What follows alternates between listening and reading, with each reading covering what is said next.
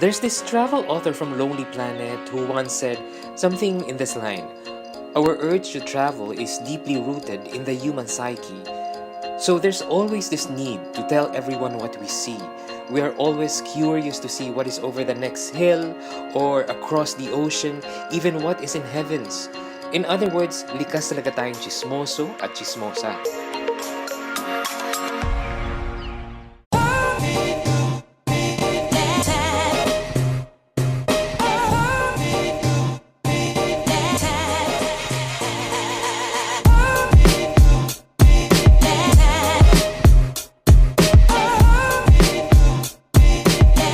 While London is considered as one of the fashion capitals, it's also about celebration and being great at it.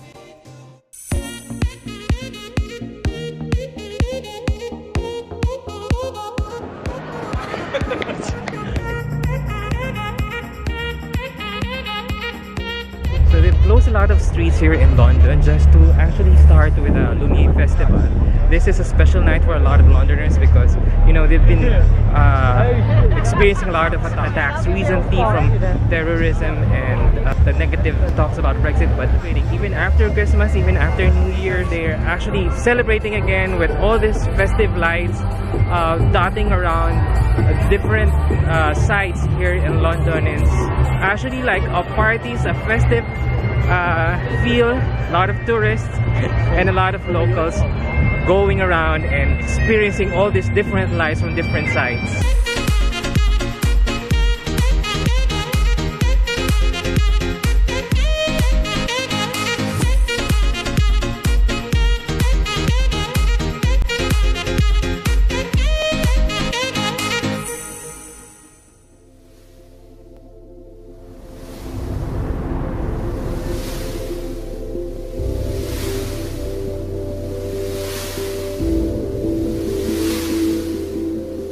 Yet one has to learn something from the country being visited.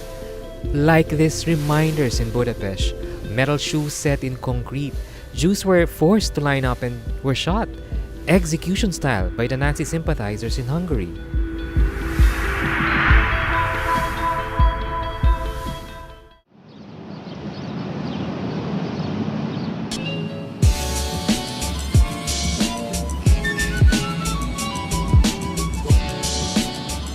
For me, actually, this is a wonderful time for me to visit, not because it's all white and you see snow and you experience the coldness of winter, but it's actually less crowded. There are a few people going out and visiting all these touristic places. More than learning from these landmarks,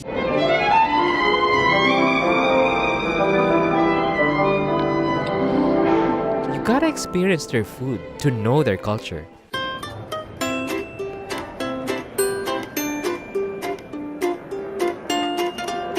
Actually, nakakaya magsalita. Parang lahat ng mga tao dito ang sosyal. Yung mga tao pinagtitinginan ako kadalasan. Kasi hindi nila alam kung anong lahi ko. Chinese, minsan Japanese, minsan Mexican, minsan Nicaraguan. I think kasi nga bibihira sila makakita ng Filipino dito. Or may mga Filipino siguro dito pero hindi ko alam kung nasan sila. Nasaan po kayo? So ito na yung bahay na tutuloy ako, medyo tahimik. At saka it's an old building. And when you travel, you have to live like a local.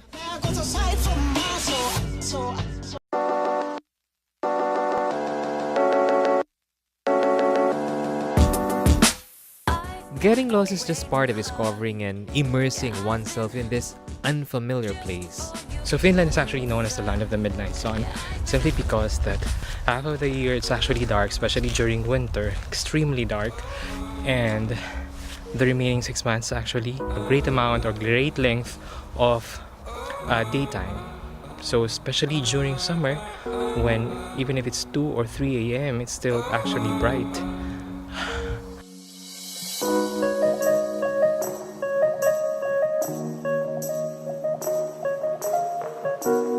Well, it can get a little bit cold and lonely. pool restaurant. Okay, so there's actually a place here called sauna, pool, and restaurants. Even if it's winter, even if it's cold, those tourists or locals can actually just take a dip. So finding a familiar face is a warm welcome. Punang mo yan o Asian? Actually, Pinoy. Pinoy? Are you Narinig ko sure? sila nagtatagalan. Talaga? So ito po si Connie. Si Connie ay Pinoy. Pinoy. Pero half Filipino. Half Filipino. Half Filipina.